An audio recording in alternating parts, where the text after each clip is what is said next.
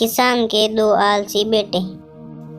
एक किसान था, उसके दो बेटे थे। वह बहुत ही आलसी और निकम्मे थे। वह अपने पिता को कामकाज में हाथ बटाने के बजाय लालच किया करते थे, इधर उधर घूमते फिरते थे। किसान को अपने बेटों को बहुत फिक्र थी। वह सोचते थे कि मेरे मरने के बाद इनका क्या होगा, ये अपना पेट कैसे भरेंगे, अपने परिवार को कैसे संभाल पाएंगे।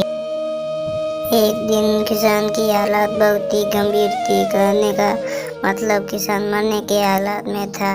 तभी किसान ने अपने दोनों बेटों को बुलाकर उससे कहा कि हमारे खेत में एक खजाना गड़ा हुआ है, लेकिन वह किस जगह है उसकी जानकारी मुझे नहीं है, लेकिन खोजने के बाद तुम्हें वो खजाना मिल जाएगा। इतना कहकर किसान भगवान को प्यारा हो गया।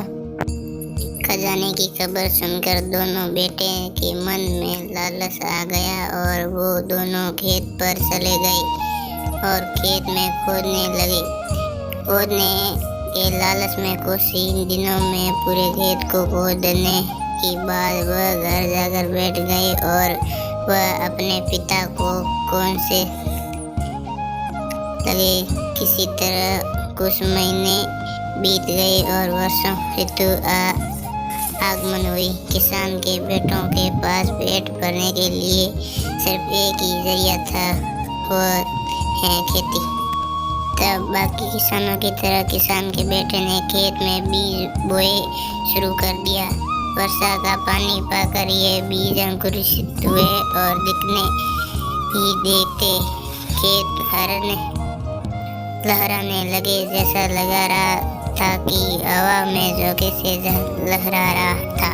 यह देखकर किसान के बेटे बहुत खुश हो गए। उनको समझ आ गया कि परिश्रम यही से साधन होता है और वह उसी तरह से अपने पिता के शब्दों का मोल भी समझ गए और अपने काज में लग गई।